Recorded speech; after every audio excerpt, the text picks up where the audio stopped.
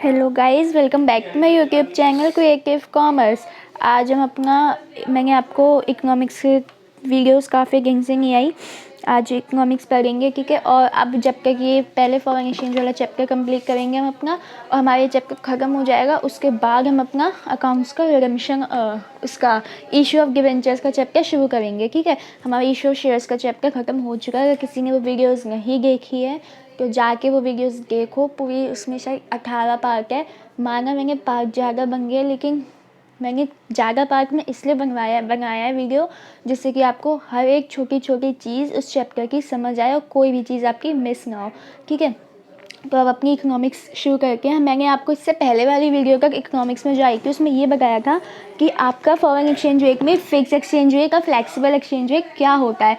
आज हम देखेंगे अपना कि हमारा जो फॉरेन एक्सचेंज की होता है उसकी डिमांड और उसकी सप्लाई कब होती है, ठीक है। देखो, हमारे फॉरेन एक्सचेंज की डिमांड यानी कि हम कब उसकी मांग करके, हमें कब ज़रूरत पड़ती है, और सप्लाई कब हम उसकी सप्लाई करके, यानी कि यहाँ से बाहर कब जाता है हमारा फॉरेन एक्सचेंज, ठीक है, उसकी सप्लाई कब होती है, ठीक है। अब देखो, अगर डिमांड हो रही है, डिमांड कब होगी? जब हम किसी चीज़ की हमें रुपए चाहिए। मान लो हमें क्या नाम है, यूएस डॉलर चाहिए, ठीक है। यूएस डॉलर चाहिए हमें, क्यों चाहिए होगा? जब हमें कुछ काम होगा, हमें जब यूएस में कोई पेमेंट करनी होगी, किसी भी तरीके की कोई पेमेंट करनी होगी, जब भी तो हम इसकी डिमांड करेंगे। अब देखो, पेमेंट किस किस टाइप की हो सकती है। वी पेमेंट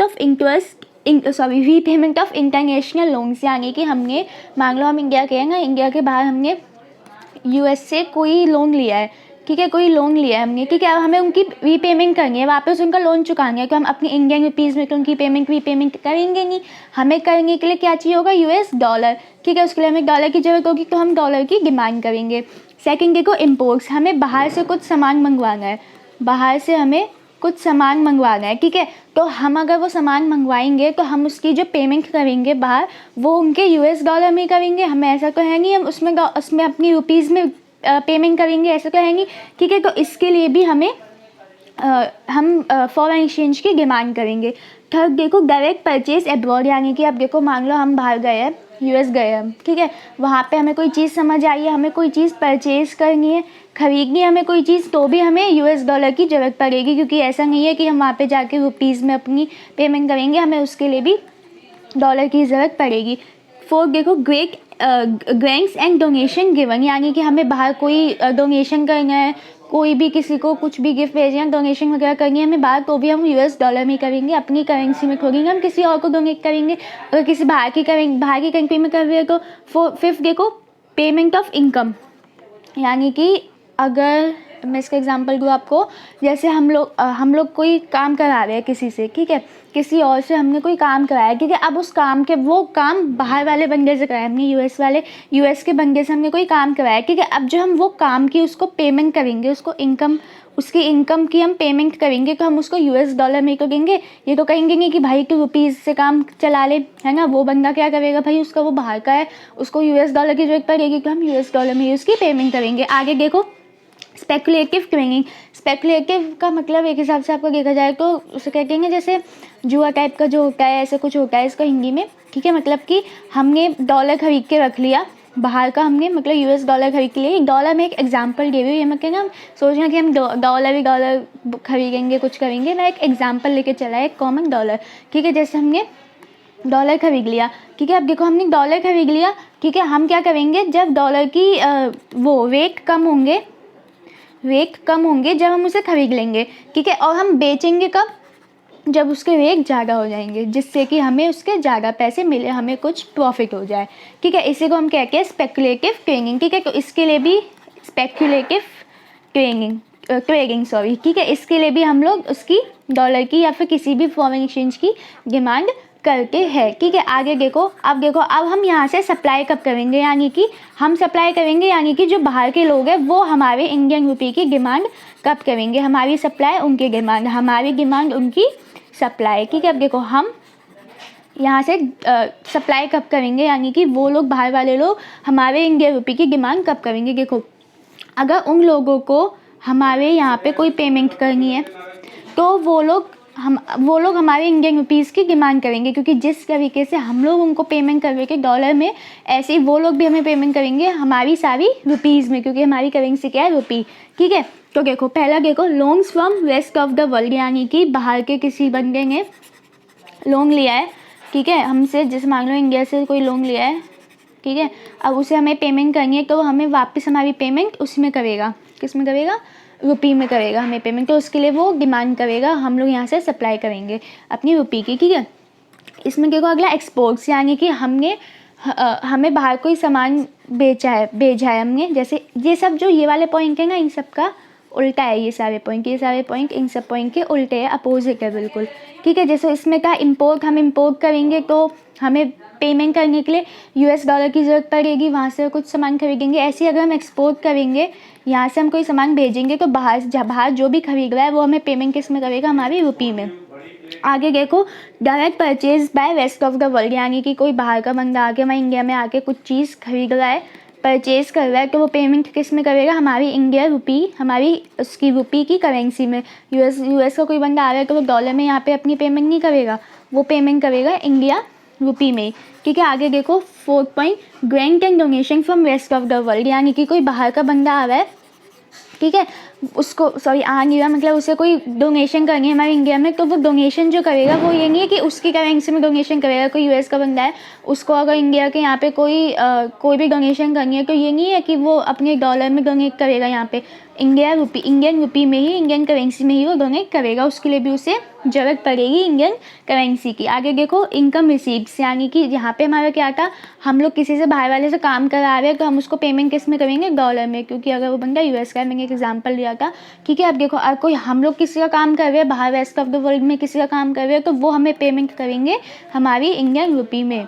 आगे देखो रेमिटेंसेस बाय नॉन रेसिडेंट, यानी कि देखो कोई नॉन रेसिडेंट जो होता है, जो हमारे इंडिया का नहीं होता, वो हमें कुछ दे रहा है, ठीक है, तो वो भी हमें किस में पेमेंट कर देगा, हमें जो भी चीज़ देगा, जैसे कोई गिफ्ट डोनेशन कुछ भी हो गया, वो सब किस में देगा, हमें हमारी इंडियन रुपी में देगा। ठीक है, तो ये होता है हमारा, जो हमारी फॉरेन एक्सचेंज की डिमांड होती है, जो हमारी फॉरेन एक्सचेंज की सप्लाई होती है।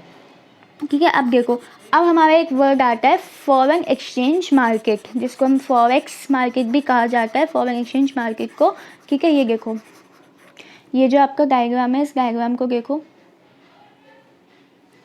ये वाला, ये आपका डायग्राम है। ठीक है, देखो, demand of foreign currency forex market. ठीक है, ये जो आपका फॉरेक्स मार्केट लिखा है, ये आपका ऐसा मार्केट होता है जहाँ पे सारी करेंसी हम परचेज और बाय कर सकते हैं। ये हमारी एक ऐसी मार्केट होती है जहाँ पे हम फॉरेन एक्सचेंज को परचेज एंड बाय कर सकते हैं। ठीक है, अब देखो, ये जो फॉरेक्स मार्केट है, ठीक है, अब देखो, ये इंडियन है और ये कोई चाइना का बंदा है। ठीक है, ये इंडियन है, चाइनीज़ है। ठीक है, अब देखो, हमें डिमांड ऑफ फॉरेन, अगर इस बंदे को यहाँ से सामान खरीदना है, इंडिया से सामान खरीदना है, इम्पोर्ट करना है, ठीक है, तो उसे किसकी ज़रूरत पड़ेगी, इंडियन रुपी की।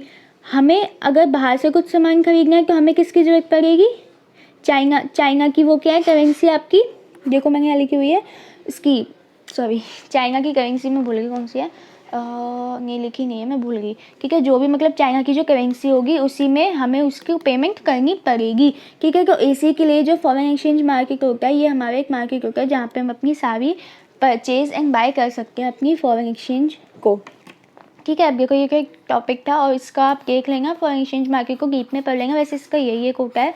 ठीक है, देखो, अब हम आगे पढ़ेंगे अपना, जो हमारा डिमांड एंड सप्लाई होती है फॉरेन एक्सचेंज मार्केट की, उसके हिसाब से हमारा फॉरेन एक्सचेंज रेट कैसे चेंज होता है।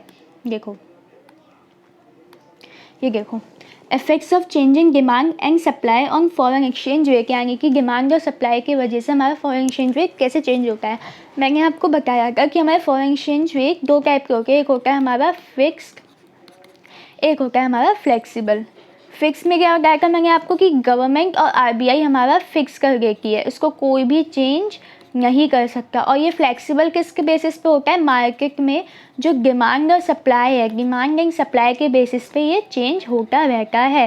तो आज हम यही पढ़ेंगे कि कैसे कैसे वो चेंज होता है और क्या उसका इफेक्ट होता है। ठीक है, और फिर कल जो मैं वीडियो बनाऊँगी इसकी फॉरेन एक्सचेंज की, उसमें हम पूरा चारों चीज़ें, ये जो मैं ये 4 ग्राफ बनाएगा मैंने, ये ग्राफ चारों, ठीक है, इन चारों ग्राफ को हम डीप में पढ़ेंगे अपना कल की वीडियो में। अभी मैं आपको छोटे से एक बता देती हूँ आपको कि इसमें क्या होता है। क्योंकि सबसे पहले हम करके अपना पेन का कलर चेंज, क्योंकि ब्लैक ब्लैक ब्लैक ब्लैक अच्छा नहीं लग रहा, ठीक है। देखो देखो, चेंजिंग डिमांड और चेंजिंग सप्लाई की वजह से हमारा क्या इफेक्ट पड़ता है फॉरेन एक्सचेंज रेट पे। देखो, डिमांड चेंज होगी, या तो इंक्रीज़ होगी या फिर डिक्रीज़ होगी। इंक्रीज़ डिक्रीज़ के सिवा तो कुछ होगा नहीं है। ऐसी सप्लाई या तो इंक्रीज़ होगी या फिर डिक्रीज़ होगी, ठीक है। अब देखो, अगर हमारी डिमांड इंक्रीज़ हो रही है, पहले आप लोग एक नॉर्मल चीज़ देखो, अगर हमारी डिमांड, किसी चीज़ की डिमांड इंक्रीज़ हो जाती है तो उसके प्राइस पे क्या इफेक्ट पड़ता है। डिमांड इंक्रीज़ होती है तो उसका प्राइस भी इंक्रीज़ होता है। डिमांड डिक्रीज़ होती है तो उसका प्राइस भी डिक्रीज़ हो जाता है, ठीक है। अब देखो, ये हमने पढ़ा है, नॉर्मली पढ़ा है हमने, ठीक है। ऐसे हम ये लेके चलेंगे कि अगर हमें डिमांड इंक्रीज़ हो रही है तो हमारा जो फॉरेन एक्सचेंज रेट है वो भी इंक्रीज़ हो जाएगा। डिमांड डिक्रीज़ हो रही है तो हमारा फॉरेन एक्सचेंज रेट है वो भी डिक्रीज़ हो जाएगा। देखो, अगर हमारी डिमांड इंक्रीज़ हो रही है तो हमारा जो ये डिमांड कर्व है ना, ये डिमांड कर्व, ये मैंने बनाया है यहाँ पे, ये डी है ना, ये हमारा ये डी है, ये कुछ नहीं है, ठीक है। डी जो हमारा डिमांड कर्व है, इनिशियल डिमांड कर्व है, ये हमारा डिमांड कर्व है। अगर हमारी डिमांड इंक्रीज़ हो रही है, देखो इंक्रीज़ हो रही है, तो हमारा डिमांड कर्व राइट को शिफ्ट हो जाएगा, ठीक है। ऐसे देखो, अगर हमारी डिमांड कर्व डिक्रीज़ हो रही है, यानी हमारी डिमांड, ये हमारा इनिशियल डिमांड कर्व है, ये डी, और ये डी हमारा इनिशियल डिमांड कर्व है, ठीक है। अगर ये डिक्रीज़ हो रही है हमारी डिमांड, तो हमारा डिमांड कर्व राइट को शिफ्ट हो जाएगा, ठीक है। ये क्या हमारा डिमांड का।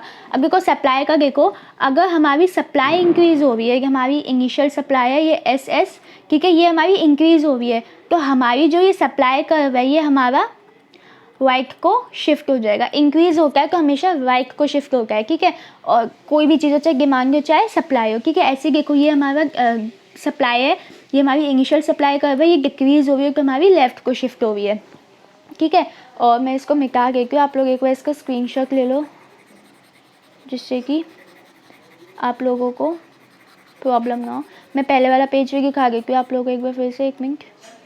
स्क्रीनशॉट ले सकते हो आप लोग, इसका स्क्रीनशॉट ले लिया होगा, ठीक है। अब देखो सेकंड वाला पेज, इसका स्क्रीनशॉट ले लो आप लोग, ठीक है।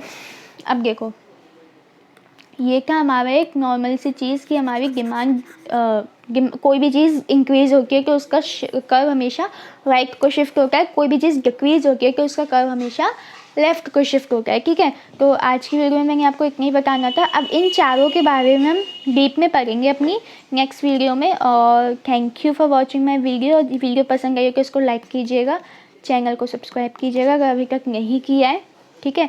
और क्योंकि आप लोग अगर लाइक करते हो ना तो उससे एक मोटिवेशन मिलती है। आप कमेंट करके बताते हो कि मैम, गीगी, जो भी आप लोग बोलते हो कि आपकी वीडियो अच्छी है या ये वीडियो अच्छी है, तो उससे ना एक मोटिवेशन टाइप का मिलता है, जिससे कि मेरा मन करता है और अच्छी अपनी वीडियोस आगे लेके आने का, ठीक है। तो इसी के साथ वीडियो हम ख़त्म करते हैं।